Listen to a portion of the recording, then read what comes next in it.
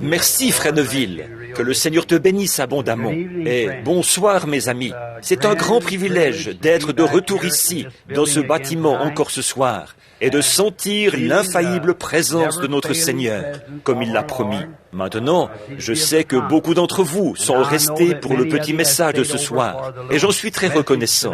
Et beaucoup d'entre vous devront encore parcourir de longues distances en voiture ce soir pour rentrer chez eux. Certains ont déjà libéré leur chambre de motel, si j'ai bien compris.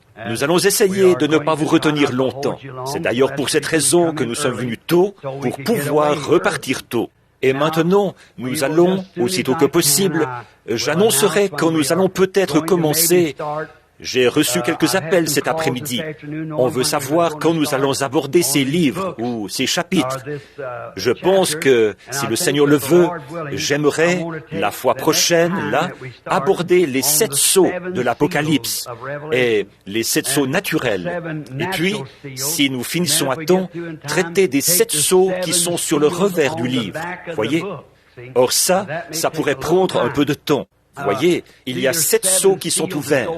Il y a 7 fléaux, 7 trompettes, tous ces 7. Et nous pourrons traiter de ces sceaux-là en premier. Mais sur le revers, là, le livre est scellé de 7 sceaux. Daniel a entendu les voix, les tonnerres, et il lui était défendu d'écrire. Jean, il lui était défendu d'écrire. Mais c'était scellé sur le revers du livre, c'est-à-dire après que tous les mystères du livre ont été annoncés et révélés. Si vous remarquez, dans Daniel, là, il est dit que les mystères, au jour de ces voix, le mystère de Dieu devait être dévoilé en ce temps-là. Voyez? Le mystère, qui Dieu est, comment il a été fait chair, toutes ces choses devaient être dévoilées en ce temps-là. Et alors nous sommes prêts pour les 7 sceaux sur le revers du livre, qui n'ont même pas été révélés à l'homme, qui ne sont même pas écrits dans la Bible, mais ils devront concorder parfaitement avec le reste de la Bible. Et je pense que ce sera quelque chose de glorieux. Donc, maintenant, nous allons essayer de nous dépêcher pour pouvoir finir. Merci à chacun de vous pour votre gentillesse et pour votre présence et pour tout ce que vous avez fait. Nous vous remercions beaucoup. Et maintenant, j'espère que nous ne vous retiendrons pas trop longtemps ce soir, parce que vous êtes si patients. Vous restez assis, vous restez debout. Ma femme disait, là-bas au fond, elle parlait d'hier soir, elle disait, j'ai même vu des femmes assez corpulentes. Elles étaient debout, leurs vêtements trempés, debout. Elles saisissaient avidement chaque parole. C'est pour ça que j'aime rester sous l'onction du Saint-Esprit, parce qu'alors, quand on se présente devant ces gens, on leur dit la pure vérité, voyez, et absolument rien d'autre que la vérité. Et alors, ils pourront s'appuyer là-dessus, et tout ira bien. Maintenant, je vous prie de m'excuser pendant quelques instants. Je suis parti un peu tôt ce matin. Les magnétophones ne sont pas en marche en ce moment et dans un instant, j'indiquerai aux frères qui enregistrent à quel moment commencer l'enregistrement. Je voudrais terminer le compte à rebours, prendre 5 minutes pour le faire avant de repartir. J'ai oublié et je suis parti. J'étais tellement emballé ce matin que je suis parti sans rien dire à ce sujet. Mais je vous ai laissé un peu comme ça. C'était quoi le compte à rebours? Voyez, je sais que nous sommes en plein compte à rebours. Mais c'est quoi ce compte à rebours? Voyez, si vous ne savez pas ce qu'est le compte à rebours, alors vous serez un peu déconcerté. Donc, j'aimerais mettre la dernière main à ça, juste.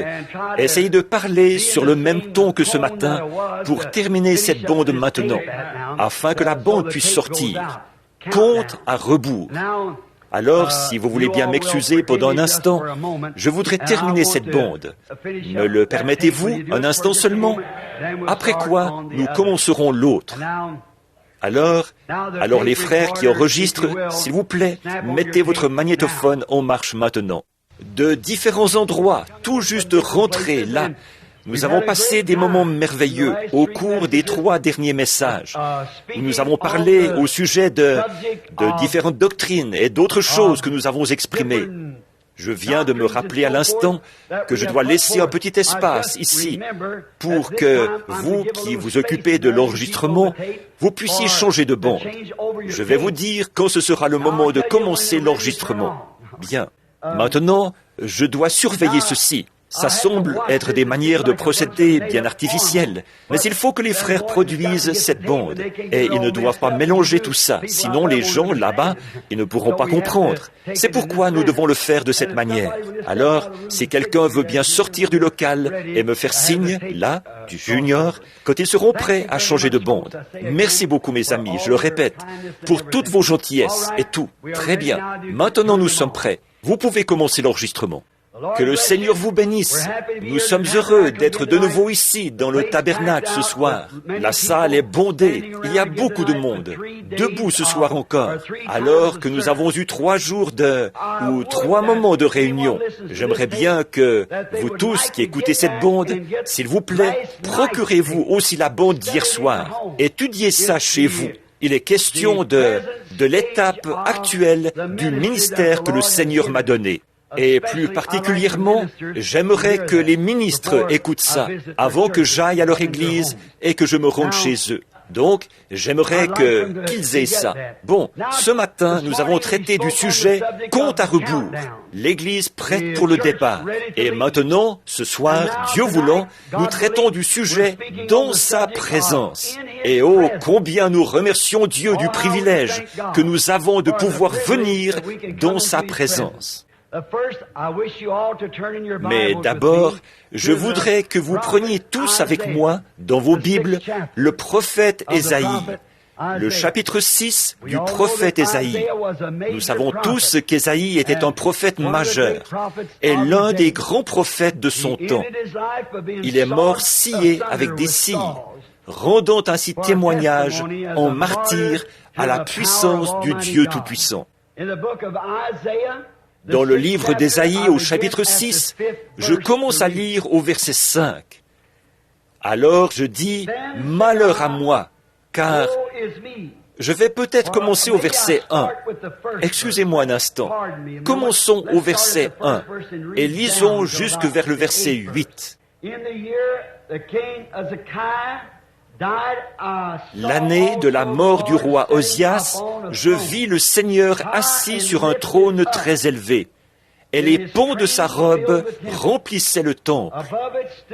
Des séraphins se tenaient au-dessus de lui, ayant chacun 6 ailes, 2 dont il se couvrait la face, 2 dont il se couvrait les pieds, et 2 dont il se servait pour voler. Ils criaient l'un à l'autre et disaient « Saint, Saint, Saint est l'Éternel Dieu des armées, et toute la terre est pleine de sa gloire. » Les portes furent ébranlées dans leurs fondements par la voix qui retentissait, et la maison se remplit de fumée. Alors je dis, malheur à moi, je suis perdu, car je suis un homme dont les lèvres sont impures. J'habite au milieu d'un peuple dont les lèvres sont impures. Et mes yeux ont vu le roi, l'Éternel des armées.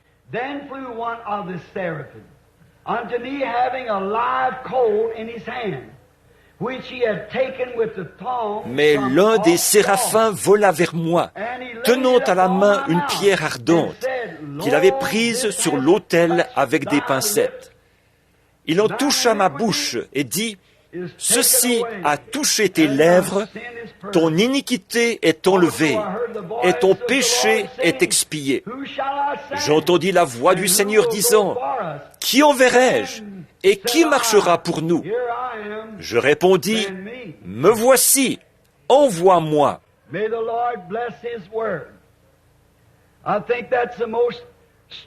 Que le Seigneur bénisse sa parole.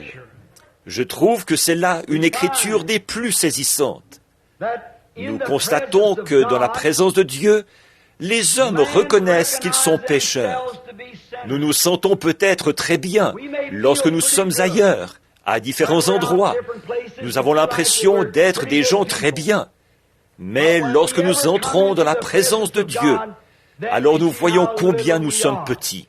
Il n'y a pas longtemps, j'étais avec un ami à moi que j'ai eu le privilège de conduire à Christ, Bert Kahn, dans le New Hampshire, un compagnon de chasse. Nous étions près de la chute de Cold Brook, dans les Adirondacks, et c'était vraiment une chute immense, gigantesque. L'an dernier, j'ai emmené ma famille là-bas pour qu'ils voient ça. C'est très loin de la route.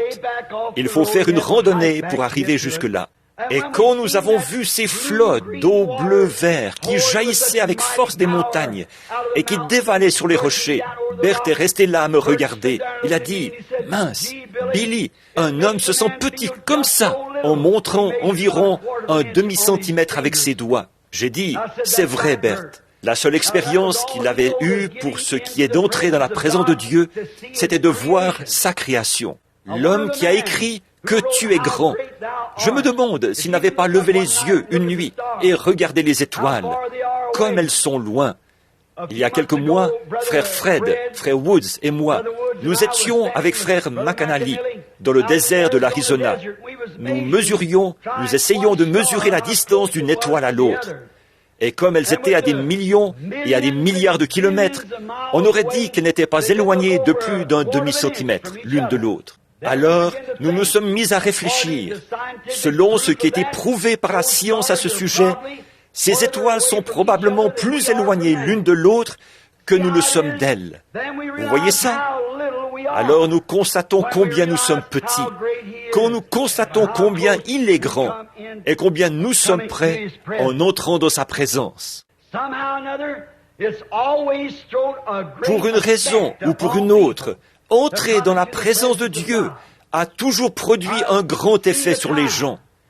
Il m'est déjà arrivé dans mon ministère de voir la présence de Dieu remplir un lieu au point d'amener une personne à s'avancer et lui révéler sa vie, déclarer ses péchés, toutes sortes d'actes immoraux.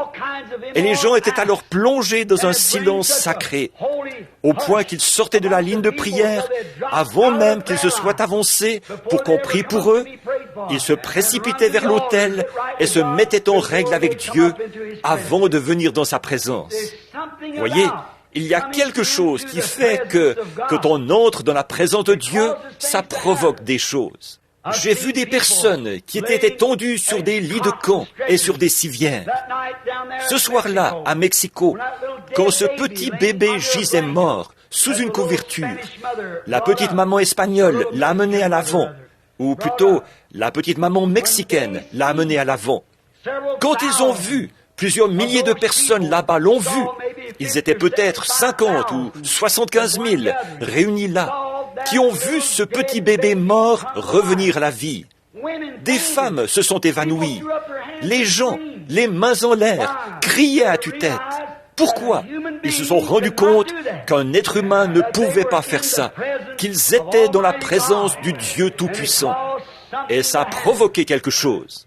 J'ai eu le privilège d'entendre prêcher des hommes saints. On a raconté une fois, au sujet de Charles Finney, un petit bout d'homme qui n'a jamais pesé plus de 50 kilos, mais qui s'exprimait de manière tellement énergique que, un jour, il testait l'acoustique d'un bâtiment. À cette époque-là, les systèmes de sonorisation n'existaient pas.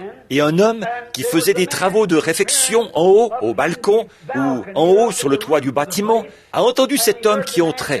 Alors, comme il ne savait pas qui étaient ces gens, il est resté bien tranquille. Et M. Finney allait tester l'acoustique. Après avoir passé beaucoup de temps en prière, en vue des réunions de réveil qu'il allait faire, il a testé sa voix pour voir jusqu'où elle portait. Il est allé à la chaire en vitesse et il a dit « Repentez-vous, sinon vous périrez !» Et il a dit avec tant de force, après avoir été sous l'onction de Dieu, que l'homme a dégringolé du haut du balcon, sur le sol, ou du haut du bâtiment, sur le sol. Il prêchait l'Évangile avec tant d'ardeur qu'à Boston, dans le Massachusetts, il a dû se tenir dans une petite bay window parce qu'aucune église ne pouvait contenir sa foule.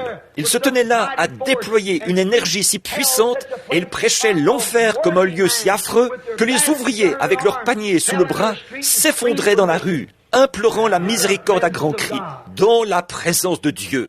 De grands prédicateurs qui ont pu, par la parole de Dieu, amener la présence de Dieu à un auditoire. Loin de nous la pensée qu'un jour des hommes aient le cœur tellement endurci qu'ils ne puissent plus reconnaître la présence de Dieu. Loin de nous cette pensée. Quand le premier homme, dès qu'il a péché et fait quelque chose de mal, alors, quand Dieu est entré en sa présence, ou qu'il est entré dans la présence de Dieu, Adam, il ne pouvait pas se tenir dans la présence de Dieu. Il a couru se cacher dans le buisson et a essayé de se couvrir avec une feuille de figuier, parce qu'il savait qu'il se trouvait dans la présence de Jéhovah, le Créateur. Voilà quelle a été la réaction du premier homme après qu'il avait péché et a essayé d'entrer dans la présence de Dieu avec un péché sur son âme. Il n'a pas pu se cacher parce qu'il était encore tendre. Le péché n'était pas ancré comme il l'est aujourd'hui, enraciné profondément dans le cœur des gens. Au contraire, Adam était très conscient du fait qu'il se trouvait devant son Créateur. Alors, il s'est caché dans les buissons et il ne voulait pas en sortir et ne pouvait pas en sortir avant que Dieu ait pris des dispositions pour lui. Nous pourrions retourner prendre dans la Genèse le chapitre 17 et le verset 3, où le grand patriarche Abraham, quand il est entré dans la présence de Dieu et que Dieu lui a parlé, au chapitre 17, au nom du Dieu Tout-Puissant, Abraham est tombé sur sa face. Ce grand patriarche, ce serviteur de Dieu, n'a pas pu rester debout dans la présence de Dieu. Pourtant, il l'avait servi fidèlement pendant 25 ans. Mais quand Dieu est venu en sa présence, ce patriarche est tombé sur sa face, parce qu'il ne pouvait pas rester debout dans la présence de Dieu. Dans Exode 3, nous voyons que Moïse, grand serviteur et prophète de Dieu, quand il était là-bas, derrière le désert, cet homme était un homme saint. Il était né dans ce but. Il était, dès sa sortie du ventre de sa mère, né pour être prophète. Il avait essayé de s'instruire et de faire tout son possible pour délivrer son peuple, parce qu'il avait compris qu'il était celui qui allait délivrer son peuple. Mais à ce moment-là, il l'avait compris d'un point de vue théologique. Il avait été formé, il avait reçu une bonne instruction, il pouvait enseigner la sagesse aux Égyptiens, le peuple le plus intelligent du monde. Il connaissait toutes ces choses dans les moindres détails. Il connaissait les Écritures de A à Z. Il connaissait les promesses que Dieu avait faites. Il les connaissait d'un point de vue intellectuel. Et c'était un grand militaire. Mais un jour, derrière le désert, quand il est entré dans la présence de Dieu, il a ôté ses souliers et il est tombé à ses pieds, car il savait qu'il était sur une terre sainte. Il n'a pas pu rester sur ses pieds quand il est entré dans la présence de Dieu. Il est tombé sur sa face, comme Abraham l'avait fait. Il n'a pas pu rester debout dans la présence de Dieu. Dans Exode 19, 19, quand le peuple qui avait été choisi par Dieu bien longtemps auparavant, du temps d'Abraham, Abraham avait engendré Isaac, Isaac avait engendré Jacob, Jacob avait engendré les patriarches. Les années qui s'étaient écoulées les unes après les autres avaient produit des hommes saints, de grands hommes, un peuple élu, une race élue, un peuple saint, sanctifié, des gens qui avaient servi Dieu toute leur vie. Et un jour, Dieu a dit, « Rassemble Israël ici, je vais leur parler. » Mais quand Dieu est descendu sur le sommet du mont Sinaï, toute la montagne a été embrasée. La fumée s'élevait de là comme d'une fournaise, et la voix de Dieu a retenti comme un rugissement. Les enfants d'Israël sont tombés sur leur face, et ils ont dit « Que Moïse parle, et non Dieu, de peur que nous ne mourions. » L'homme, dans la présence de Dieu, se rend compte qu'il est pécheur. Pourtant, ils avaient tous été circoncis selon la loi. Ils avaient observé les commandements et tout. Mais quand Dieu a parlé et qu'ils sont entrés en sa présence, ils se sont rendus compte qu'ils n'y étaient pas du tout, qu'ils n'étaient pas en règle, qu'il leur manquait quelque chose, parce qu'ils étaient dans la présence de Dieu. Oui, et ils ont dit que Moïse parle et non Dieu, car si Dieu parle, nous mourrons tous. Que Moïse nous parle. C'est dans Luc 5, 8, là, que Pierre, oh, lui qui était alors un homme très têtu, un homme qui avait beaucoup d'influence, beaucoup de pouvoir, à ce qu'il paraît. Il était un genre de brute, un pécheur bien connu. Mais quand il a vu le miracle de Dieu accompli par un homme apparemment ordinaire, c'est à ce moment-là qu'il a reconnu qu'il fallait être plus qu'un homme pour mettre tous ses poissons dans le filet. Tandis que lui, avec toute son éducation, toute sa connaissance de la pêche, il avait pêché toute la nuit et n'avait rien pris du tout. Mais il avait entendu quelqu'un dire « Jette ton filet à l'eau ».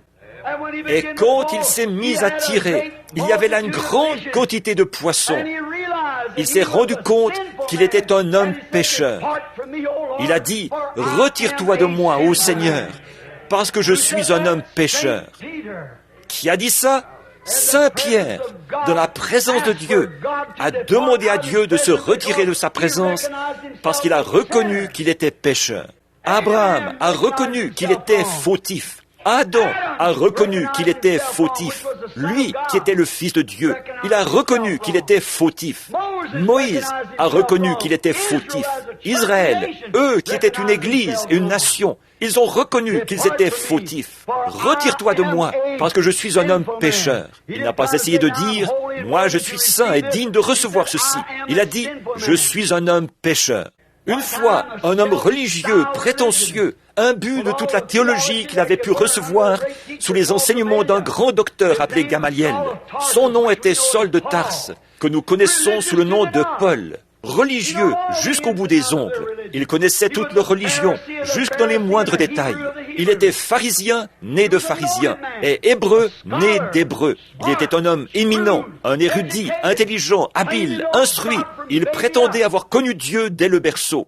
Mais un jour, pendant qu'il était en route vers Damas, cette colonne de feu a brillé sur lui, et il est tombé à ses pieds, par terre, dans la poussière. Et il a dit, « Seigneur, que veux-tu que je fasse ?» Toute sa grande formation théologique, toute son instruction, ça ne valait rien du tout lorsqu'il s'est tenu dans la présence de Dieu. J'aimerais m'arrêter ici un instant pour vous dire que c'est encore la même chose. Vous avez peut-être un doctorat en théologie, peu importe ce que vous êtes. Vous êtes peut-être assidu à l'église depuis votre enfance. Vous avez peut-être accompli tous les actes religieux qui existent. Mais une fois dans la présence de Dieu, vous vous sentirez tellement petit et tellement nul. Paul s'est rendu compte qu'il avait tort. Et il est tombé par terre, sous cette influence et cette puissance. Quand il a levé les yeux et vu le Dieu même qu'il avait prêché et auquel il s'était opposé, qu'il avait cru connaître et qu'il a constaté qu'il avait tort, il est tombé à la renverse par terre parce qu'il était dans la présence de Dieu. Il a vu cette colonne de feu. Et que dire du grand Saint Jean d'Apocalypse 1:7? Quand la vision lui a été donnée, il a regardé et il a entendu une voix qui lui parlait. Il s'est retourné pour regarder, pour voir la voix, et il a vu 7 chandeliers d'or. Et quelqu'un était debout au milieu des 7 chandeliers d'or. Ses cheveux étaient comme de la laine. Ses yeux étaient comme des flammes de feu. Ses pieds étaient semblables à des colonnes d'airain. Il avait une ceinture d'or sur la poitrine. Et il s'appelait la parole de Dieu. Et le grand Saint Jean, après qu'il avait marché avec Christ, qu'il s'était appuyé sur sa poitrine, après qu'il avait fait toutes ces choses, comme je l'ai dit ce matin, le ministère de Paul était de beaucoup supérieur à celui de tous les autres. Voici Jean, après qu'il avait marché avec Jésus, parlé avec lui, dormi avec lui, mangé avec lui. Mais là, quand il l'a vu debout, dans cet état glorifié, il dit qu'il est tombé à ses pieds comme un homme mort. Amen. Pensez-y. Nous pouvons venir à l'église et parler et louer Dieu et tout. Mais, ô frères, quand nous le verrons venir, dans nos cœurs, ce ne sera plus pareil. Nous pensons peut-être que nous accomplissons notre devoir religieux du fait que nous allons à l'église et que nous payons nos dîmes. Nous pensons peut-être que nous observons les lois de l'église et que nous récitons tous les credos. Mais il suffit qu'une fois nous le regardions, lui, et tout est changé, du tout au tout. Oui, ça, c'est sûr. Ce grand homme, Saint Jean, un si grand homme, la Bible dit, dans Apocalypse 1:7, qu'il est tombé comme un homme mort. Après 3 ans et demi de communion fraternelle avec Christ, il a été l'un de ceux qui ont écrit les épîtres. Il avait écrit à son sujet.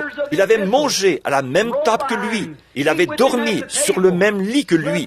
Et il avait fraternisé avec lui partout où il était allé.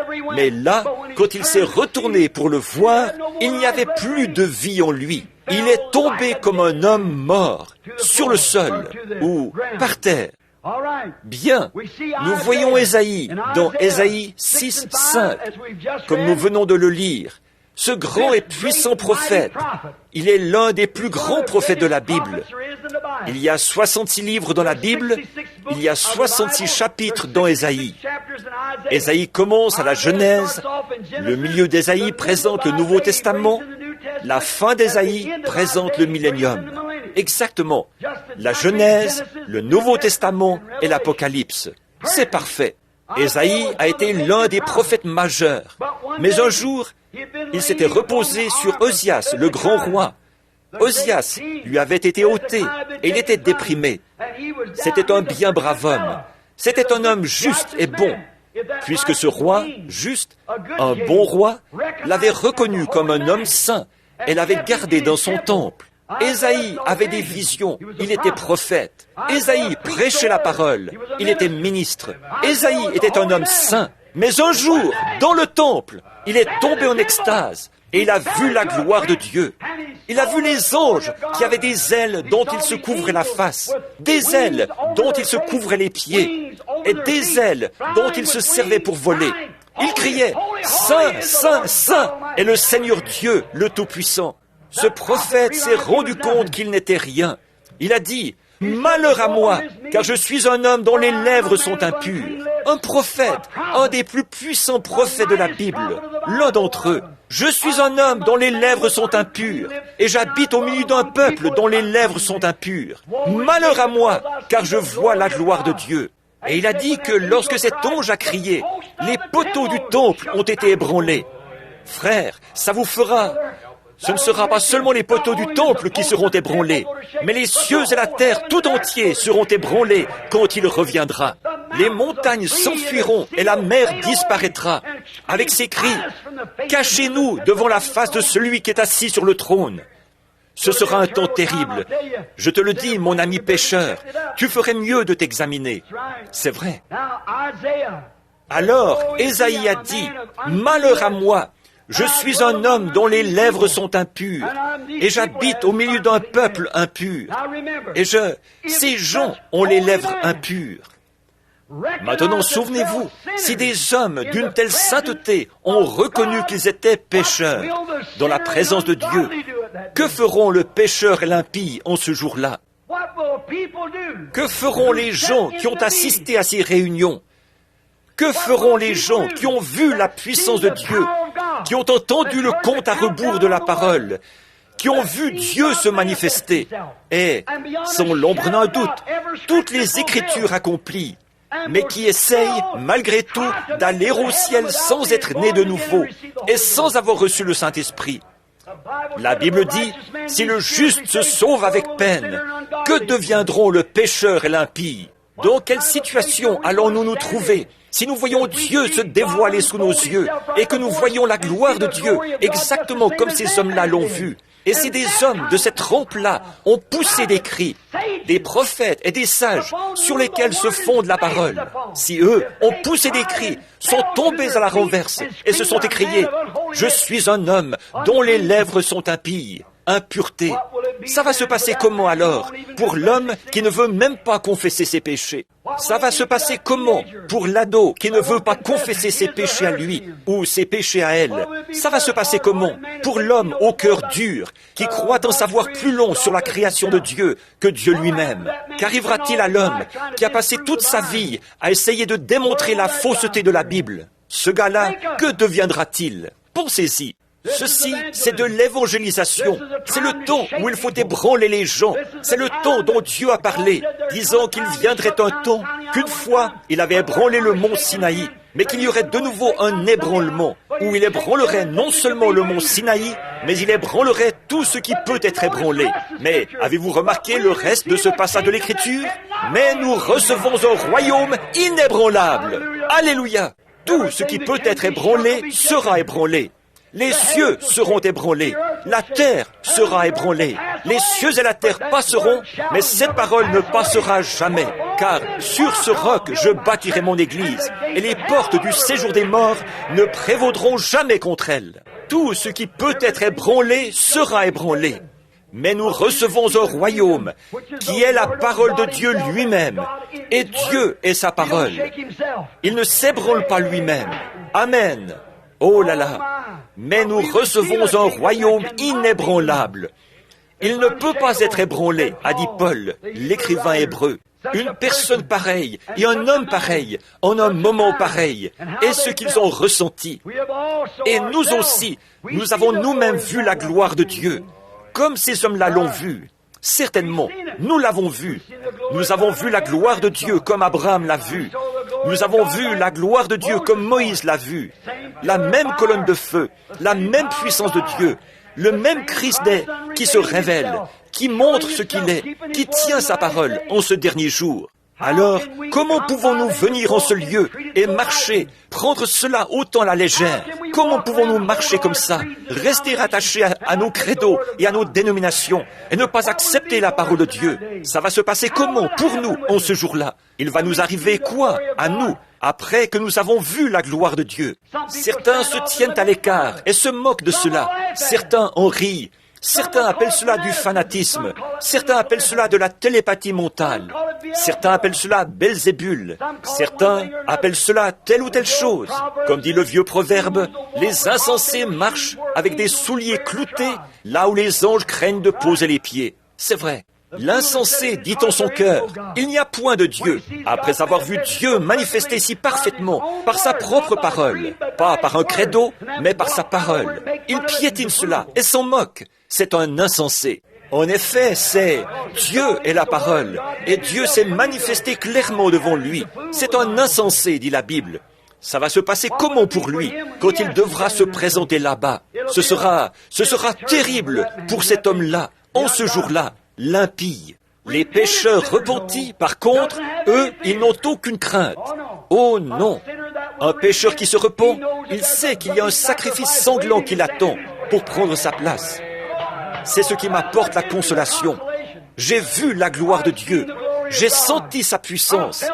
Je sais reconnaître sa main quand elle me touche. Je sais reconnaître son châtiment quand il me frappe. Je sais qu'il est Dieu et je sais que je suis perdu. Mais quelqu'un est là pour moi. Amen. Quelqu'un est là et il dit, Père, charge-moi de toute son iniquité, parce qu'il a pris position pour moi là-bas sur terre. Alléluia. Alors, avec assurance, je m'approche du trône de Dieu, avec dans mon cœur la grâce qui me fait savoir que ce n'est pas par mes bonnes œuvres, mais c'est par sa miséricorde que je suis sauvé. Ce n'est pas ce que j'ai pu faire, ce à quoi j'ai pu adhérer, ce que j'ai pu dire, mais c'est par sa grâce qu'il m'a sauvé. Ce n'est pas étonnant que le poète qui a saisi ça se soit écrié « Grâce étonnante, qu'il est doux le son qui a sauvé un misérable comme moi. J'étais perdu, mais maintenant j'ai été retrouvé. Aveugle, mais maintenant je vois. » Comment est-ce que moi, je pourrais un jour aller au ciel? Comment est-ce que vous pourriez aller au ciel? Nous ne le pouvons pas, nous. Et il n'y a aucun moyen pour nous d'y aller. Mais il y a quelqu'un qui a frayé le chemin, et il est le chemin. Et comment arrivons-nous jusqu'à lui? Nous avons tous été baptisés dans un seul esprit, son esprit à lui, pour former un seul corps, qui s'élèvera comme en orbite. Nous quitterons la terre, comme des astronautes de ce dernier jour, avec la foi de Dieu. Amen. Bien sûr, les pécheurs repentis n'ont pas à s'inquiéter. Quelqu'un est là à leur place. Oh, donc, après que nous sommes entrés dans sa présence, maintenant, et que nous reconnaissons que nous avons été dans sa présence, car nous l'avons vu faire les choses qu'il faisait quand il était ici sur terre. Comment reconnaissez-vous la vigne que vous regardez? Parce qu'elle en porte le fruit. Comment reconnaissez-vous l'Église que vous fréquentez? Par le fruit qu'elle porte. Jésus a dit, « Celui qui croit en moi fera, lui aussi, les œuvres que je fais. » Voici les signes qui accompagneront ceux qui auront cru. Alors nous voyons bien qu'il ne nous a jamais destinés à aller établir des dénominations. Il ne nous a jamais destinés à aller établir des credos. Au contraire, il nous a mis en garde contre de telles choses. Car quiconque en retranchera quoi que ce soit ou y ajoutera quoi que ce soit, il lui sera retranché sa part du livre de vie. Voyez ? Donc, nous n'avons pas été destinés à faire quoi que ce soit d'autre que de nous en tenir à cette parole. Et si un homme a été envoyé par Dieu, il s'en tiendra à la parole. Parce que Dieu ne peut envoyer que par sa parole. Voyez, il doit s'en tenir à sa parole. Alors, quand nous entrons dans sa présence, quand un homme entre une fois dans la présence de Dieu, il est changé pour toujours. Si en lui, un changement est possible. En effet, certaines personnes peuvent entrer dans la présence de Dieu et n'y prêter aucune attention. Lui, il n'était pas destiné à la vie. Mais s'il a été prédestiné par Dieu, dès que le premier contact se fait, il le reconnaît. Un feu se déclenche. Regardez cette petite prostituée là-bas en Samarie. Ce jour-là, cette femme, elle était mal en point, mentalement et physiquement. Nous savons ça. Mais aussitôt qu'elle a vu s'accomplir ce signe du Messie, elle a dit, « Nous savons que le Messie viendra faire ces choses. Tu dois être son prophète. » Il a dit, « Je suis le Messie, dont il a été écrit qu'il viendrait. » Elle l'a reconnu. Elle n'a plus posé une seule question. Elle s'est vite mise en route. Elle avait une responsabilité. Elle savait que si elle avait découvert cela et qu'elle était entrée dans la présence de Dieu, elle avait le devoir d'en parler à quelqu'un d'autre. Alléluia! C'est vrai. Tout homme qui entre dans la présence de Dieu a cette responsabilité devant Dieu. À partir de cette minute-là, il doit en parler à quelqu'un d'autre. Regardez Abraham, regardez Moïse, regardez Pierre, regardez Paul. Aussitôt qu'ils sont entrés dans la présence de Dieu, ils ont reconnu qu'ils étaient pécheurs et ils ont scellé leur témoignage en donnant leur vie. Regardez cette petite femme, elle ne tenait plus en place. Elle est allée dans la ville et elle a dit aux hommes, « Venez voir l'homme qui m'a dit ce que j'ai fait. Ne serait-ce point le Messie ?» Ils n'ont pas pu nier cela parce que c'était l'Écriture, certainement. Oui, on se doit de le faire. Un homme, là, on a la responsabilité d'en parler aux autres, comme Moïse l'a fait, comme Pierre l'a fait, comme Paul l'a fait. Après ces choses, vous avez vu ce qu'il en est, et vous êtes entrés dans sa présence. Vous avez cette responsabilité. Le message doit être transmis à quelqu'un d'autre. Vous ne pouvez vraiment pas garder le silence là-dessus.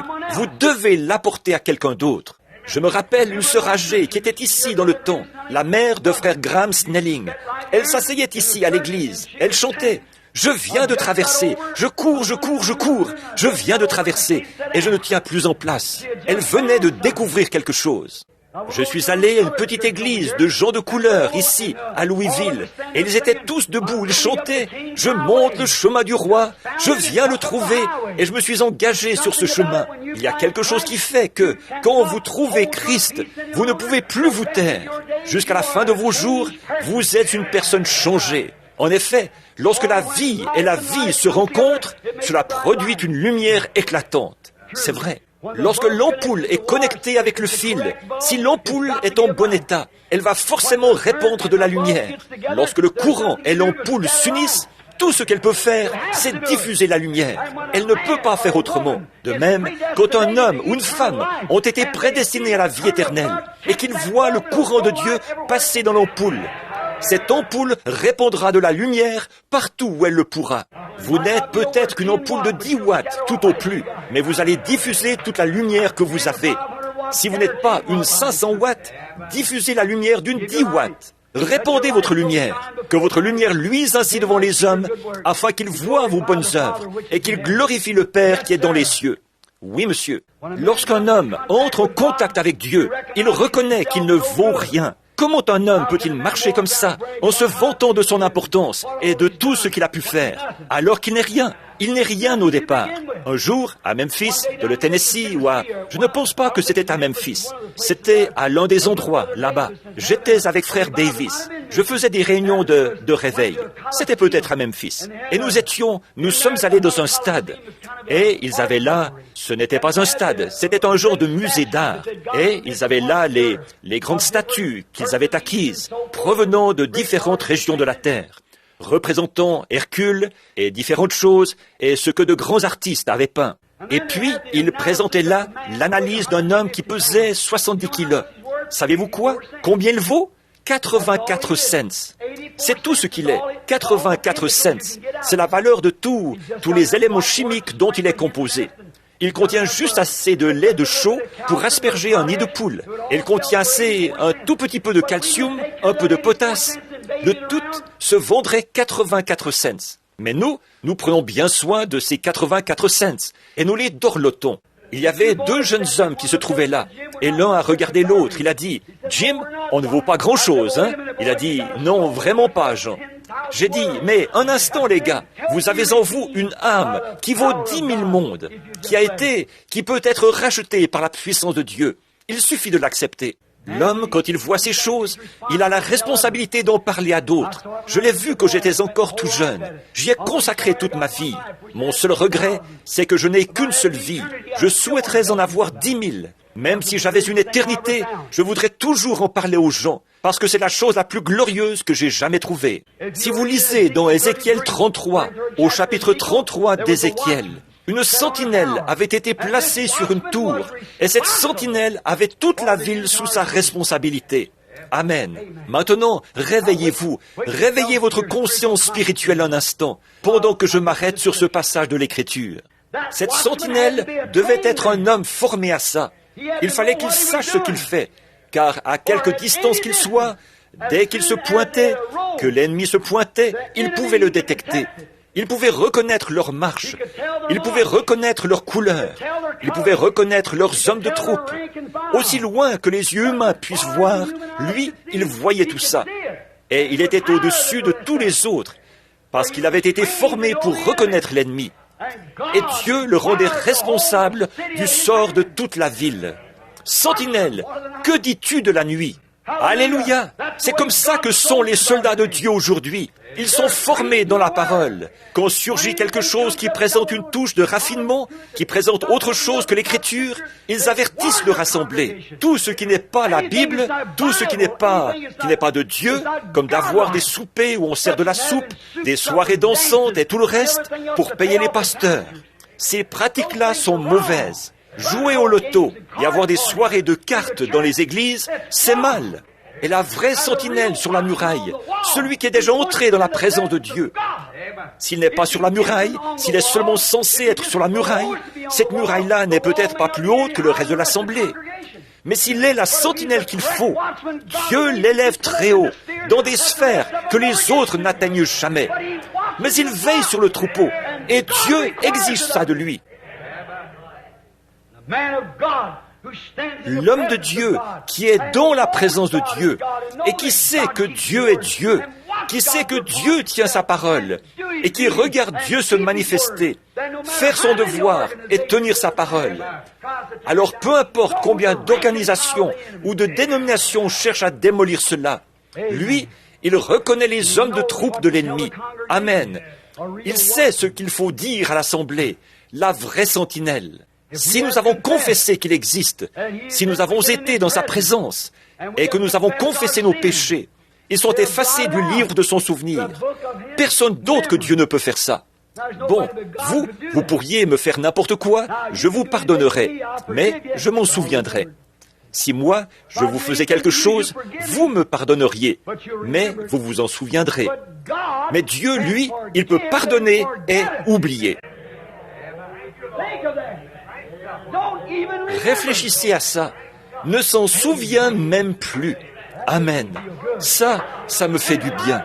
Quand la chose ne revient même plus à la mémoire, ça, il n'y a que Dieu qui puisse le faire.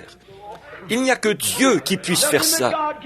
Il a dit qu'il effacerait de son livre de souvenirs. Moi, je ne peux pas le faire. Et vous ne pouvez pas le faire. Parce que nous n'avons que ces petits sens limités. Mais lui, il est le Dieu infini.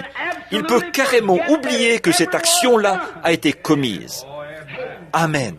Une jeune femme venait d'une église de campagne. Et son père était un prédicateur à l'ancienne mode, de ceux qui poussaient des cris, ou un membre de cette église. Donc, elle est allée s'installer en ville.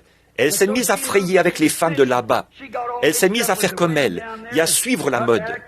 Un jour, elle a eu un peu honte de la visite de son père et sa mère, ou de son père plutôt. Sa mère était morte. Donc, le brave vieux, tout ce qu'il faisait, le matin, il se levait, prenait son petit déjeuner, et ensuite, il prenait sa Bible et la lisait. Et il pleurait, il priait, il poussait des cris de joie toute la journée. Il courait de long en large dans la chambre. Et elle, ça la mettait un peu mal à l'aise. Et donc, à toute heure de la nuit, là, s'il prenait la Bible et se mettait à la lire, il se levait du lit et criait à tue-tête. Gloire à Dieu! Alléluia! Oh, gloire à Dieu! Il passait la moitié de la nuit à taper du pied et à pousser des cris. Donc, un jour, elle allait recevoir les membres de son église pour un petit thé. Le genre de réception qu'il donne tout le temps, vous savez. Alors, elle se demandait ce qu'elle allait bien pouvoir faire de son père. Après tout, c'était son père. Elle décide donc de le faire monter au grenier. Elle lui dit, « Papa, tu n'as pas envie de te retrouver au milieu de toutes ces femmes, n'est-ce pas ?» Il a dit, « Non, je ne pense pas en avoir envie. » Elle a dit, « Eh bien, on va recevoir les femmes de l'église ici aujourd'hui. On va faire une petite réunion de prière. Alors voici ce que je te propose, papa. Pourquoi ne pas monter au grenier ?» Il a dit, « Je peux bien faire ça, je pense. » Alors elle a dit, « Lis ce beau livre. » Et elle lui a donné une géographie. Elle lui a enlevé sa Bible pour qu'il reste tranquille. Elle savait bien que s'il lisait la Bible, il se mettrait à faire beaucoup de bruit là-haut. Alors, il était juste au-dessus d'elle, vous savez, de la pièce où avait lieu leur réception. Donc, elle lui a donné cette géographie en disant, « C'est vraiment bien, tu devrais lire ça, papa, parce que ça raconte toute la vérité sur le monde. » Eh bien, il a dit, « Je vais lire ça avec plaisir. » Alors elle a dit, « Maintenant, monte là-haut et reste bien tranquille jusqu'à ce que les femmes partent. Et ensuite, tu pourras redescendre et après tu pourras faire tout ce que tu veux. » Il a accepté. Il monte donc et s'assied là-haut. Et pendant leur thé, vous savez, elles étaient toutes là à jacasser au sujet d'un tel. Et vous savez comment ça se passe. Elles s'amusaient bien. Et à peu près à ce moment-là, il y a eu un déchaînement incroyable là-haut, de cris et de sauts et les morceaux de plâtre qui tombaient. Le brave vieux courait à toute vitesse, de long en large dans le grenier. Il sautillait en criant à tue-tête, « Gloire à Dieu! Gloire à Dieu !» Les femmes ne savaient pas ce qui se passait là-haut, ce qu'il y avait en haut.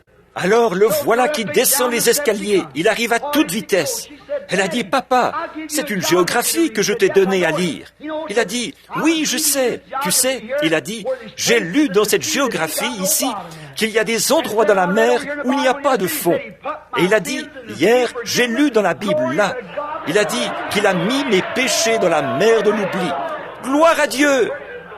Il a dit, il s'enfonce toujours, il ne s'arrête jamais, il s'enfonce toujours plus. C'est vrai, et il poussait des cris de joie à ce sujet. Eh bien, c'est vrai.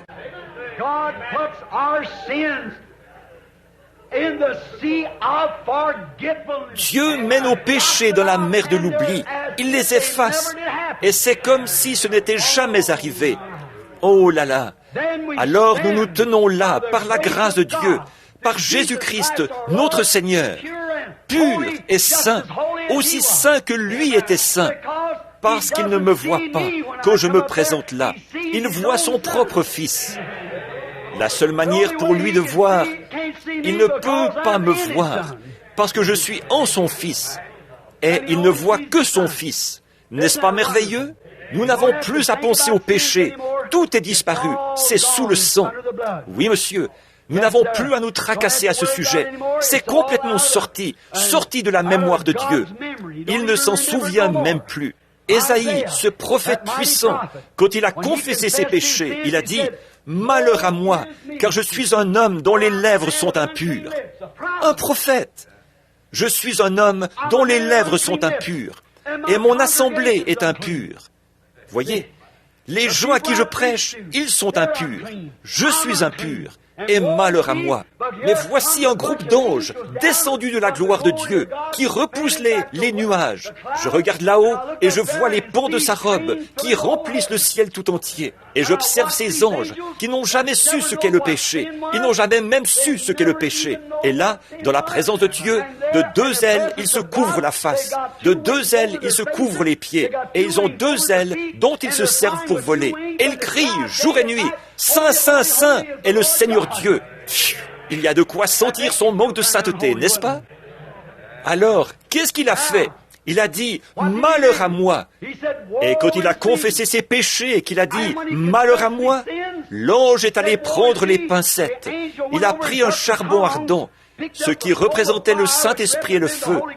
Il est allé en toucher les lèvres du prophète. Et il a dit, je t'ai purifié. Alors les ailes, en battant l'air comme ça, ont repoussé les rideaux du temps. Et il a entendu Dieu dire, « Qui marchera pour nous ?» Mais après qu'il a découvert qu'il y avait un moyen d'éliminer le péché, Dieu désirait que quelqu'un marche pour lui. Alors il a dit, « Me voici, envoie-moi. » Il avait été dans la présence de Dieu. Il avait confessé ses péchés. Il avait été purifié de ses péchés. Et il était prêt à servir.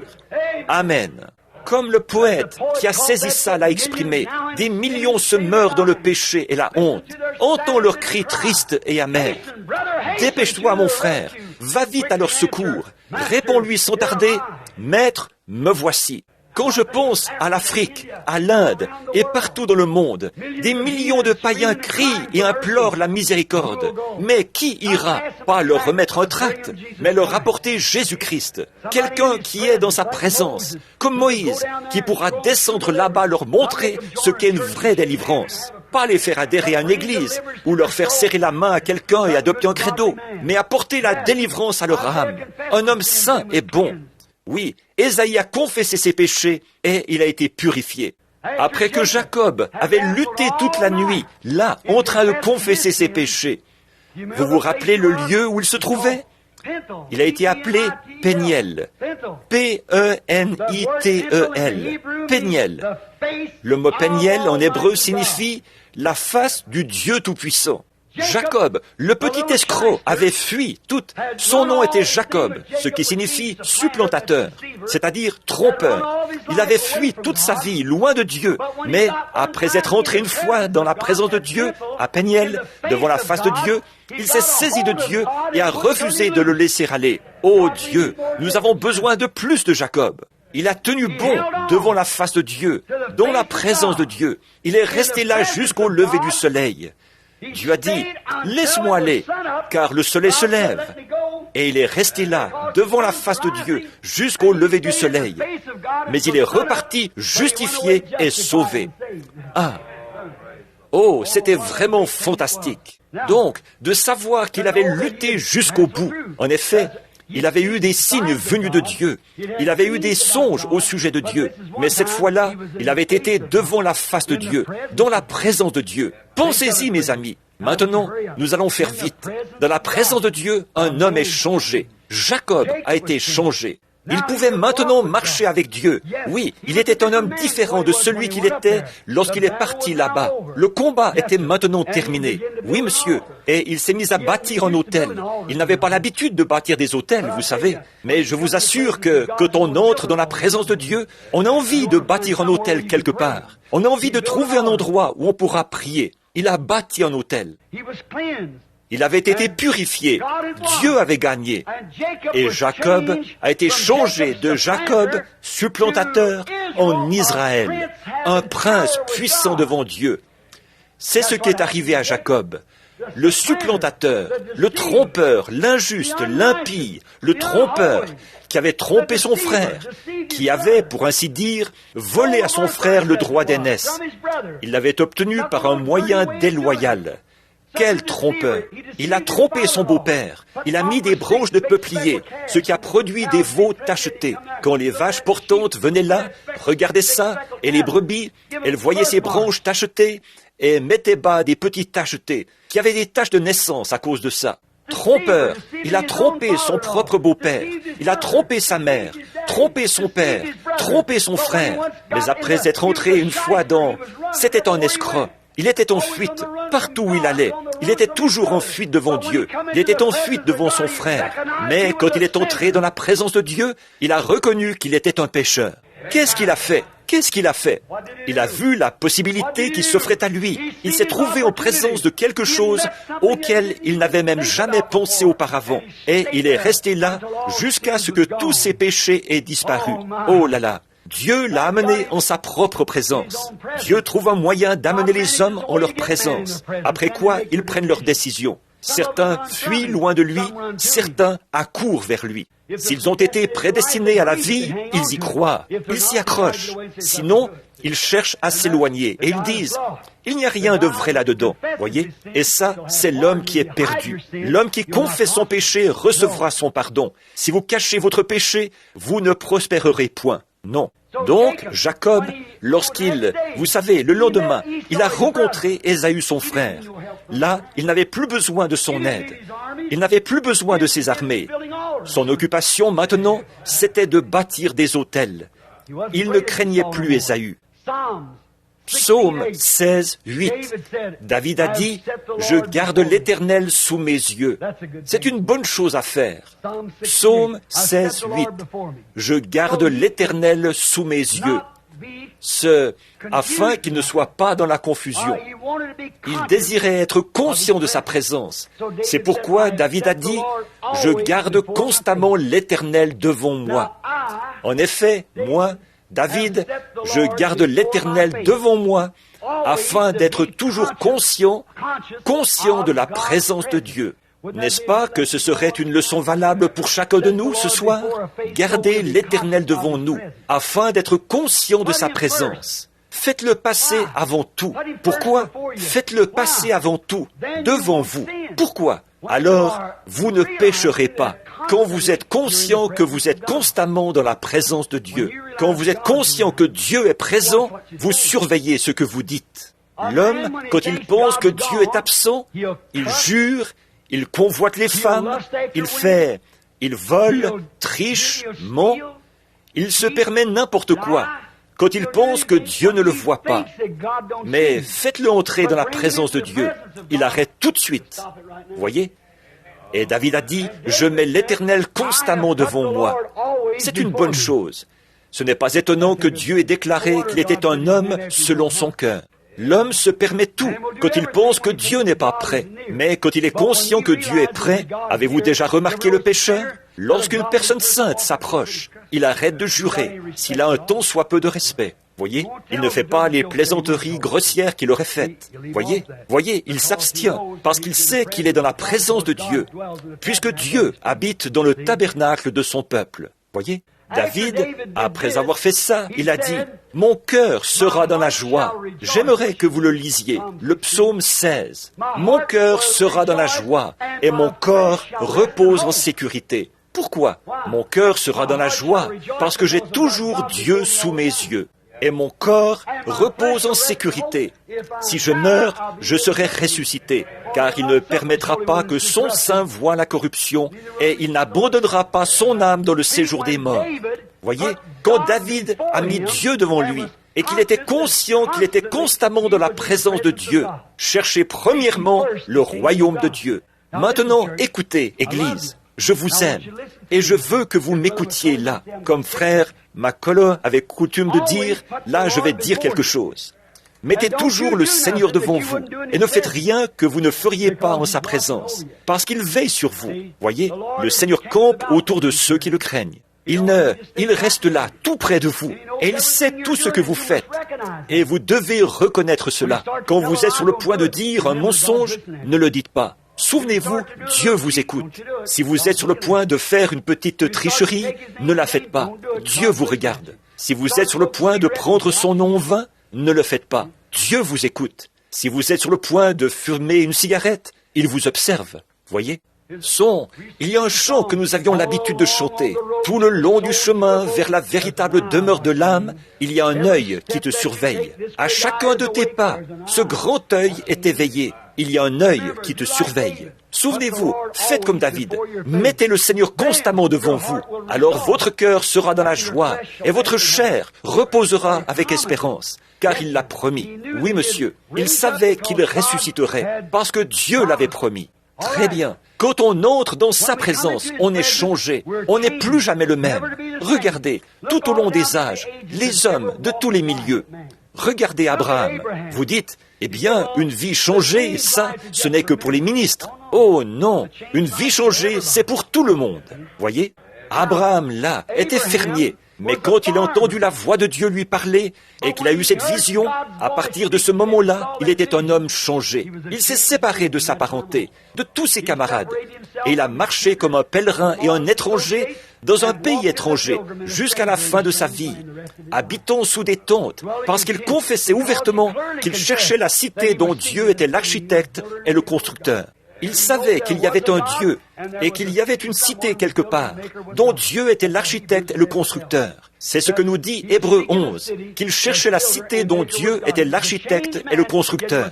C'était un homme changé, lui qui n'était pourtant qu'un simple fermier. Mais il a eu une vision et il est entré dans la présence de Dieu. Et à partir de ce moment-là, il était un homme changé. Moïse, lui, était berger. Mais quand il est entré dans la présence de Dieu, il a été un homme changé. Il avait été un lâche. Il avait fui Pharaon. Pourtant, il avait toute une armée derrière lui. Mais voilà qu'avec un bâton à la main, il est retourné là-bas et a pris le contrôle de tout le pays. Voyez ? Pourquoi ? Il était entré dans la présence de Dieu. Il était un homme changé, un berger. Pierre, un pêcheur, qui ne savait rien de la pêche, ou qui ne savait rien de Dieu. Attraper des poissons, c'était probablement tout ce qu'il savait faire. Mais quand il est entré dans la présence de Dieu, et qu'il a vu le grand Créateur, qui a pu créer des poissons, quand il lui avait dit de jeter les filets pour pêcher, il n'y avait pas de poissons à cet endroit. Il venait de retirer ses filets. Mais il lui a dit, « Sur ta parole, Seigneur, je crois que tu es le Fils de Dieu, et si je jette le filet, tu m'as dit de le faire. Sur ta parole, parce que toi et ta parole, c'est la même chose. Je jette le filet. » Et quand il s'est mis à tirer, il a dit, « Retire-toi, Seigneur, je suis un homme pécheur. » Voyez, un pécheur, Pierre.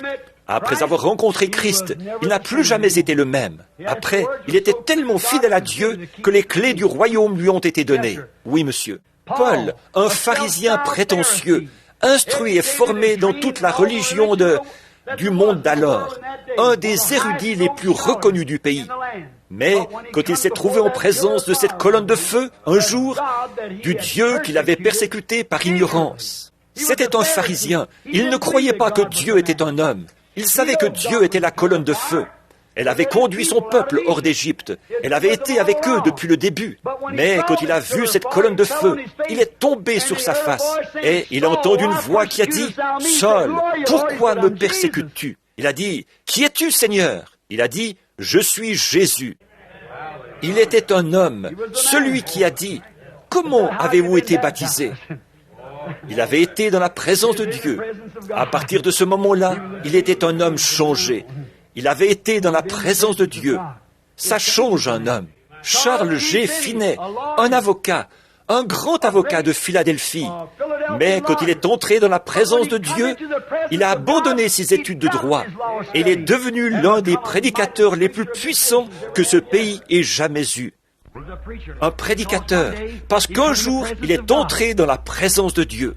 Il s'est dit, à un certain moment, qu'il allait étudier en vue du ministère. Vous connaissez son livre. J'ai son autobiographie. Il est allé prier. Il croyait être prédicateur.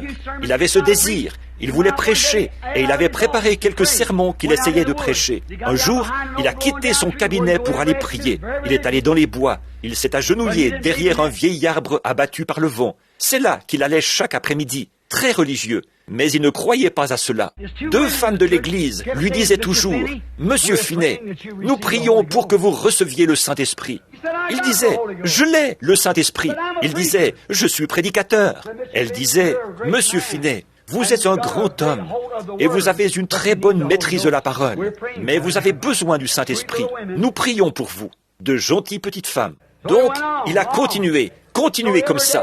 Donc, chaque jour, il allait derrière le cabinet où il travaillait avec son patron et tous ses collègues. Il quittait son cabinet d'avocat et il allait prier quelque part. Un jour qu'il était là-bas en train de prier, il a entendu un craquement de branches. Il a pensé que c'était son patron qui venait, qui le cherchait. Il s'est relevé d'un bond. Il était en train de dire, « Seigneur Dieu, je crois en toi. » Et il y a eu un craquement de branches. Il s'est relevé, il a regardé autour de lui pour voir ce qui avait produit ce craquement de branches. Et c'est à ce moment-là qu'il est entré dans la présence de Dieu. Il a compris que ce craquement de branches, c'était dans un but. Il s'est tenu là, les larmes coulant sur ses joues. Il a dit, « Ces femmes ont peut-être raison. J'ai honte d'être vu en train de parler à mon Dieu, mais je considère comme un honneur d'être vu en train de parler à mon patron. Mon Seigneur, ne vaut-il pas bien plus que mon patron ?» Il a dit, « Seigneur, pardonne-moi et remplis-moi du Saint-Esprit. » Il s'est mis à crier à tue-tête, il a poussé des cris de joie. Il était dans la présence de Dieu. Il est vite rentré en ville, à son cabinet. Il s'est mis à crier si fort qu'il s'est retiré derrière la porte.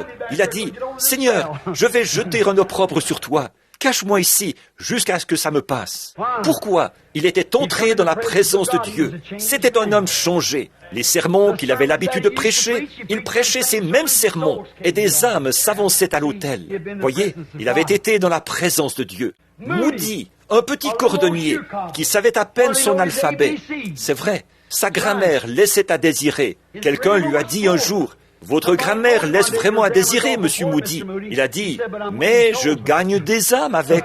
Alors, un jour, dans les journaux, le rédacteur en chef allait écrire quelque chose dans le journal.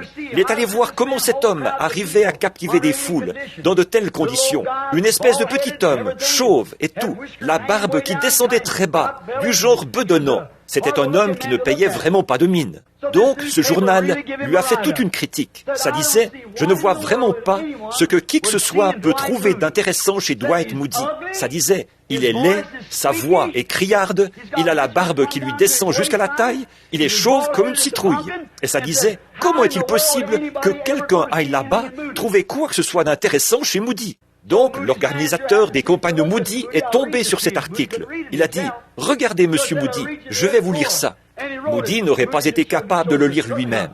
Alors, il lui a dit, « Je vais vous lire cet éditorial. » Et c'est ce qu'il avait écrit.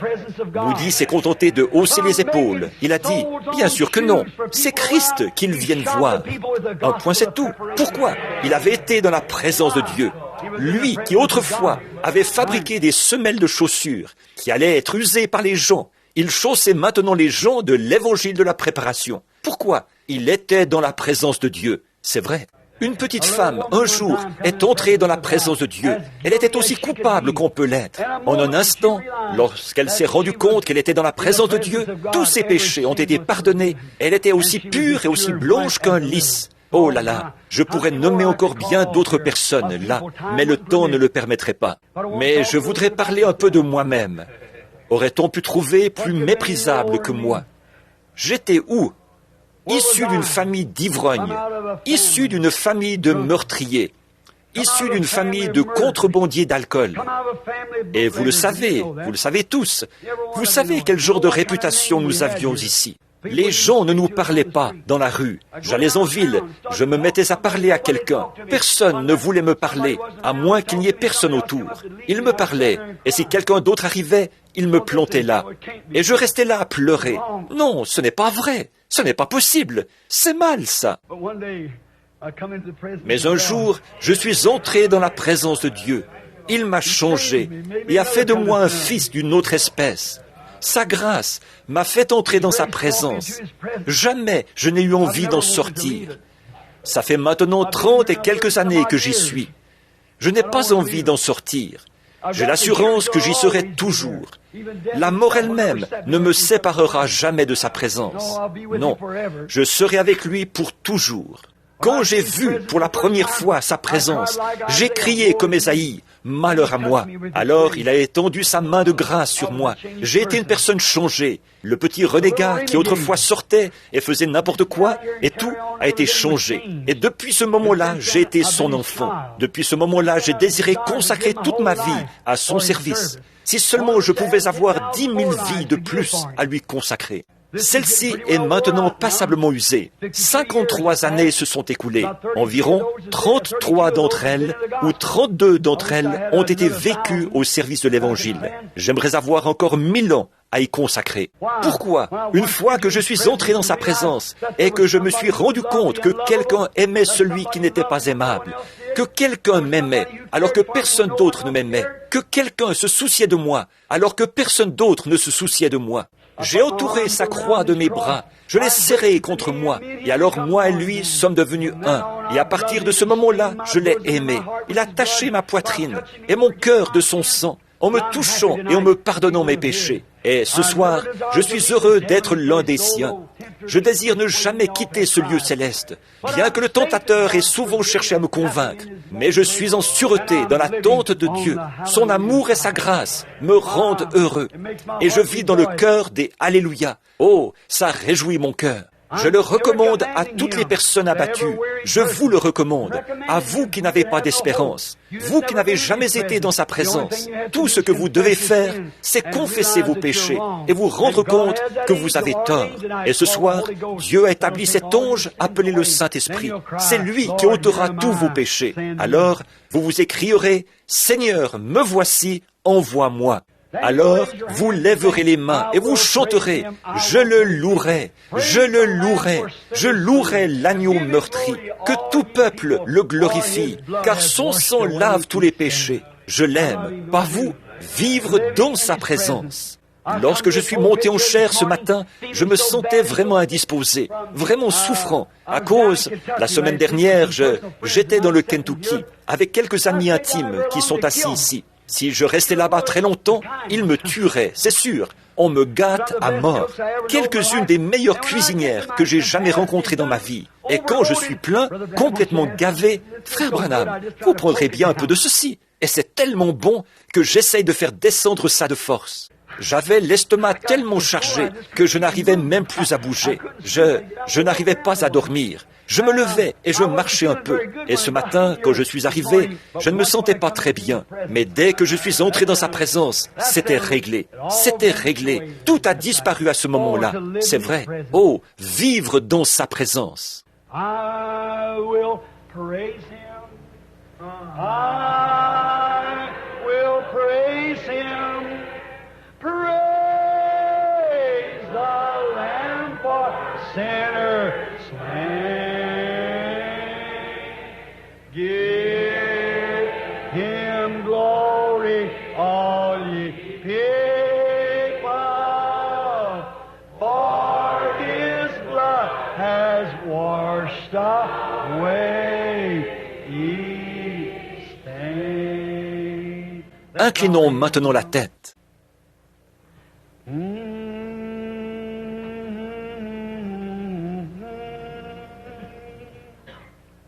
For he's done so much for me.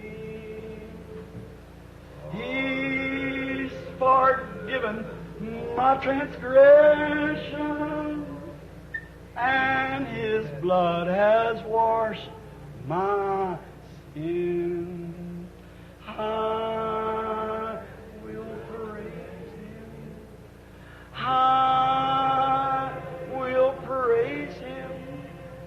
Praise the Lamb for sinners slain. Give him glory, all ye people, for his blood has washed away ye stain.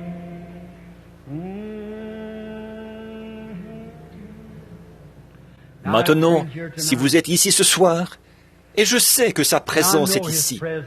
J'étais dans la pièce tout à l'heure, avec une petite fille de l'Église de Dieu. Le Saint-Esprit est venu sur moi pendant que je priais pour cette petite. Ses parents étaient descendus du camping de l'Église de Dieu d'Anderson. Et le surveillant là-bas, il savait que cet enfant, les docteurs avaient déclaré qu'elle pourrait, c'était inévitable, elle allait bientôt mourir de la leucémie. La petite, gentille petite, était maintenant en phase terminale. Elle est venue là derrière et elle a tendu vers moi sa petite main, tout enflée à cause des aiguilles et de tout ce qu'on y avait injecté, et toute bleue. J'ai posé mon regard sur elle, j'ai eu une vision. Les parents venaient de lire un livre là-bas. Ils ne savaient rien de ces choses. Le surveillant général là-bas, au camp, leur a parlé, disant qu'il fallait amener l'enfant ici. Il voulait revenir au moment où nous ferions un service de guérison. Et j'ai dit, amenez l'enfant maintenant. Je me sentais conduit. Pendant que j'étais là dans la pièce, le Saint-Esprit est retourné en arrière et a retracé les antécédents de l'enfant. Il a raconté comment tout ça était arrivé, ce qu'ils avaient fait. Il a signalé que l'ambition de la petite était d'être pianiste. Et sa mère s'est presque mise à hurler. Et son père a dit, c'est la vérité de Dieu. Ils sont assis là, dans leur voiture, en train d'écouter ceci. Ils n'ont pas pu entrer. Ils sont assis là, en train d'écouter ceci en ce moment. Là, un grand voile est apparu, une ombre suspendue au-dessus de l'enfant. Et j'ai dit, Satan, tu es vaincu. Ô Dieu, tu ne fais pas exception de personne. Par la puissance de ta résurrection, et en tant que ton serviteur, je chasse ce démon hors de cet enfant. Une grande lumière éclatante a brillé au-dessus d'elle. C'était terminé. Amen. Eh bien, il est digne de toute louange, ça c'est sûr. Il connaît toutes choses. Il connaît votre cœur. Et vous savez ce que vous pensez. Lui aussi, il le sait. S'il y a un petit péché qui s'accroche à vous ce soir et que vous ne voudriez pas entrer dans la présence de Dieu avec cette chose-là accrochée à vous, voulez-vous, une fois encore, lever la main pour dire Frère Branham, priez pour moi. Je désire être dans sa présence en ce jour-là, exempt de toute culpabilité. Que Dieu vous bénisse. Il y a beaucoup de mains. Dieu les voit dans sa présence. Maintenant, je vais vous dire ce qu'il faut faire. Maintenant, écoutez bien attentivement. Faites ce que David a fait. Mettez le Seigneur devant vous, maintenant même. Mettez le Seigneur entre vous et ce péché. Quel que soit ce petit péché qui vous colle à la peau. C'est peut-être le mensonge. C'est peut-être le vol. C'est peut-être les mauvaises pensées. C'est peut-être un tempérament colérique. C'est peut-être la boisson. C'est peut-être le tabac. C'est peut-être les jeux d'argent. Je ne sais pas ce que c'est. C'est peut-être la convoitise. Ça pourrait être n'importe quoi. Je ne sais pas ce que c'est. Quoi que ce soit, mettez le Seigneur devant vous. Alors votre cœur sera dans la joie et votre chair reposera avec espérance. Car vous savez que Christ a promis qu'il ressusciterait de nouveau dans les derniers jours. Lorsqu'il apparaîtra, nous serons alors semblables à lui. Pourquoi ne pas faire ça maintenant, pendant que nous prions? Notre Père Céleste, un petit message décousu, apporté par un serviteur là, fatigué. Mais je réfléchissais à ce sujet, demeurer dans la présence de Dieu. Et nous voyons ce soir quel effet cela a produit sur des hommes saints, d'entrer dans ta présence. Quel effet cela a eu sur eux? Des sages, de grands prophètes puissants, qui avaient été établis par Dieu et envoyés pour prêcher la parole. Mais quand ils l'ont rencontré face à face, ils sont tombés par terre, comme un homme mort. Nous, qu'est-ce que nous allons faire en ce jour-là, Seigneur? Nous avons bien réfléchi là-dessus. Nous y avons réfléchi. Une quarantaine ou une cinquantaine de mains y ont réfléchi, Seigneur. Puisque ces gens viennent de lever la main, ou les cœurs qu'il y a derrière ces mains y ont réfléchi, à leur rencontre avec lui, depuis que nous parlons. Eux, qu'est-ce qu'ils feraient s'ils devaient le rencontrer? Mes mains à moi, Seigneur, sont levées.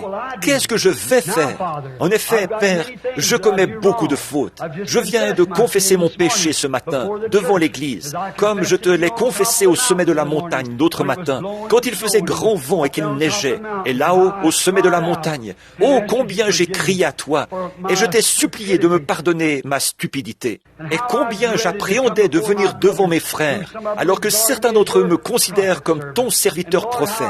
Et Seigneur, ça me coûtait terriblement de venir devant eux pour leur parler d'un acte stupide, que j'ai pu faire une chose pareille. Mais, ô Dieu, il est salutaire pour mon âme, que je confesse mes péchés et que je ne les cache pas. Alors, pour être honnête envers toi et sans reproche devant les gens, je l'ai confessé, Seigneur. J'ai tort, j'ai complètement tort. J'implore pardon. Et puis, Père, j'ai été lent à agir dans des choses qui te concernaient, lent à te servir. Souvent, j'aurais peut-être pu continuer plus longtemps, mais je ne le faisais pas. Père, je confesse mes péchés. Je veux que l'ange de Dieu me purifie de cela par le sang de Jésus. D'autres mains se sont levées ce soir. Peut-être que certaines personnes n'avaient encore jamais demandé pardon. Mais je suis sûr d'une chose. Si nous confessons nos péchés, Dieu les effacera, les mettra dans la mer de l'oubli et ne s'en souviendra plus jamais. Alors, Père, je confesse les miens, de m'être mal conduit devant ces gens. Je ne me suis pas comporté comme un serviteur de Christ. Non, je craignais que cet homme soit fâché contre moi, en pensant que je ne voulais pas l'offenser. Mais je ne pensais pas à ce que j'étais en train de te faire, à toi, Seigneur. Alors là, je te prie de me pardonner. Et maintenant, Père, je sais que si je demande pardon, j'obtiens le pardon. Tu as mis toutes ces choses dans la mer de l'oubli, et tu ne t'en souviendras plus jamais. Oh Dieu, je suis reconnaissant pour cela, et je te prie de permettre que toutes les personnes ici, qui ont devant eux un péché, n'importe quel péché qui leur colle à la peau, fait qu'ils s'en défassent et qu'ils mettent le Seigneur devant eux, comme David l'a fait. Car nous nous écrions maintenant, « Malheur à moi, car j'ai vu la gloire de Dieu. Je suis un homme dont les lèvres sont impures, ou une femme, ou une jeune fille dont les lèvres sont impures, un garçon ou autre. Quoi que nous soyons, nous sommes impurs, et nous implorons le sang de Jésus-Christ, le sacrifice approprié, de nous purifier de tout péché, afin que nous puissions demeurer à jamais dans sa présence. Donne-nous de repartir d'ici ce soir, notre cœur dans la joie, et notre chair reposant avec espérance, en sachant que, lorsque Jésus reviendra, nous serons ressuscités avec lui, à sa ressemblance, et nous le rencontrerons dans les airs, dans l'enlèvement, lorsque le compte à rebours sera enfin terminé. Nous voyons que le comptage pour le 7e âge de l'Église est déjà fait, et nous sommes maintenant prêts à décoller. Nous te prions, ô Dieu, avant que tu fermes la porte, s'il y a quelqu'un ici ce soir qui n'est jamais entré, puisse-t-il faire vite, se hâter d'entrer, car nous sentons que la porte de la miséricorde, qui sépare la miséricorde et le jugement, est en train de se fermer. Ceux qui accepteront la miséricorde entreront. Ceux qui refuseront d'entrer devront subir le jugement. Dieu ferme la porte. Qu'aucun de ces pécheurs repentants ne trouve une porte fermée ce soir. Puissions-nous tous obtenir le pardon et la miséricorde, au nom de Jésus-Christ. Et maintenant, Père, aux malades et aux affligés, à ceux qui ont des besoins, je prie que ta grâce fournisse tout ce dont ils ont besoin. Puissent-ils entrer en Christ, dans sa présence. Placer Christ, la promesse. Il a été blessé pour mes transgressions, c'est-à-dire mes péchés. C'est par ses meurtrissures que je suis guéri. Alors je place le Seigneur devant ma maladie. Il est à ma droite, je ne chancellerai point. Alors j'avance avec assurance, confessant que je suis guéri. C'est par ses meurtrissures que je suis guéri. Accorde-le, Seigneur, à chacun d'eux. Et nous savons que si nous confessons de notre cœur ou de nos lèvres et que nous croyons dans notre cœur, alors nous obtenons ce que nous désirons. Tu as dit, quand vous dites quelque chose, croyez que cela arrive, et ce que vous avez dit vous sera accordé. Nous croyons cela, Père, et nous croyons que tu nous purifieras de tous nos péchés, que tu guériras toutes nos maladies, et que tu nous accorderas ta grâce, Seigneur, afin que nous te servions. Sois avec ces gens. Beaucoup d'entre eux vont rouler sur des routes sombres ce soir. Beaucoup d'entre eux parcourront de nombreux kilomètres. Fais qu'il ne leur arrive rien, Seigneur. Ils sont venus de partout dans le pays, s'asseoir ici pour écouter le compte à rebours, pour voir combien proches nous sommes du temps de la fin. Je leur ai maintenant demandé de repartir en plaçant Dieu devant eux, constamment devant eux, devant tout le reste, avant leur voyage, avant de faire quoi que ce soit, avant leur lever, après leur coucher, toujours, avant de dormir, n'importe où, qu'ils fassent passer Dieu avant tout, car il est à ma droite, je ne chancellerai point. Ainsi que leur cœur se réjouisse, en sachant qu'ils ont reçu ce qu'ils ont demandé, parce que Dieu l'a promis, et leur chair reposera avec espérance. Accorde-le, Seigneur, car nous te le demandons au nom de Jésus-Christ. Amen. I will praise Him. I will praise Him. Praise the Lamb for sinners slain. Give Him glory, all ye people, for His blood has washed away His sin. Maintenant, croyez-vous que vous avez placé le Seigneur entre vous et votre péché, entre vous et votre maladie, entre vous et votre faute, entre vous et vos voies? Le Seigneur est constamment devant moi et je suis dans sa présence. La prochaine fois que je serai sur le point d'allumer une cigarette, le Seigneur est devant moi.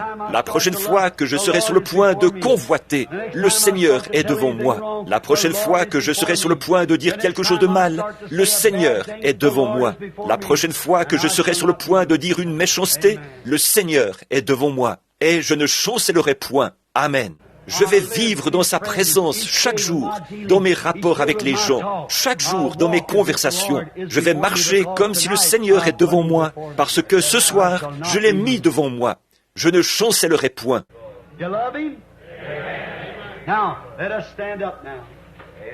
L'aimez-vous? Alors maintenant, levons-nous. Oh, je me sens vraiment bien. C'est comme si je n'avais pas envie de rentrer à la maison. Et vous savez, il n'est que, 20h35. J'ai fini à peu près 2 heures plus tôt que d'habitude. N'est-ce pas merveilleux? Oh là là. Mais maintenant, en repartant, souvenons-nous que nous devons nous revêtir du nom de Jésus, comme d'un bouclier contre tous les pièges. Et quand les tentations surviennent, cherche à nous faire oublier ça, murmurer simplement son saint nom en priant.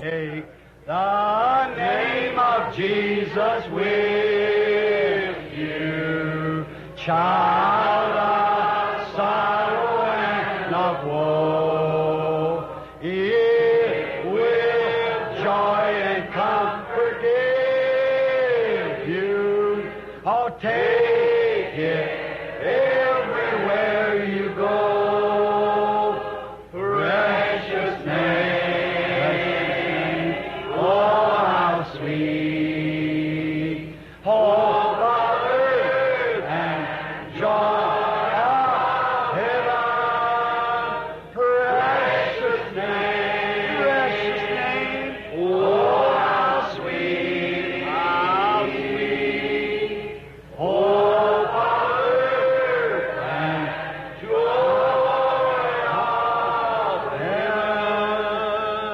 Combien apprécie notre pasteur, frère Neville? N'êtes-vous pas reconnaissant au Seigneur pour cet homme bon et honnête, un homme de tous les jours qui croit l'Évangile?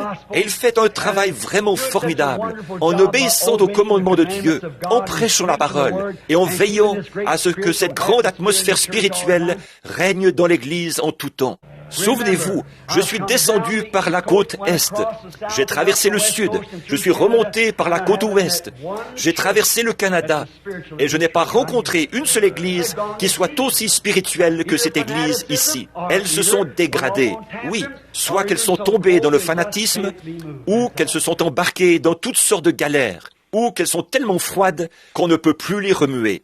Voilà tout. Maintenant, vous aimez-vous les uns les autres? Oh, serrez-vous la main les uns les autres et dites « Gloire au Seigneur, gloire au Seigneur, gloire au Seigneur, gloire au Seigneur, gloire au Seigneur, sœur, gloire au Seigneur. » Content que vous soyez venus, frères. Gloire au Seigneur, sœur. Que Dieu vous bénisse. Bien, que Dieu vous bénisse. Très bien, que Dieu vous bénisse. Je sais ce qu'il vous faut. Que Dieu vous bénisse. Que Dieu vous bénisse. Take the name of Jesus with you as a shield from every snare. When temptations round you gather, what do? Breathe that holy name in prayer. Precious name.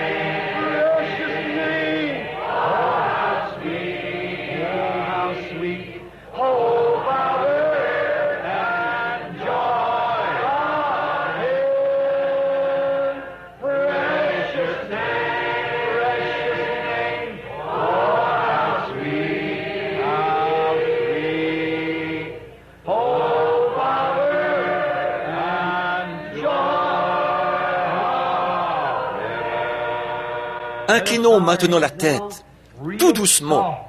Ne l'oublions pas, là. Chantons encore ce couplet. Take the name of Jesus with you. What for? For a shield from every snare. When Satan tries to snare you. When temptations round you gather, what do? Just breathe that holy name. For the Lord is before my face, I shall not be moved. Precious name, precious name. Oh, how sweet. Oh,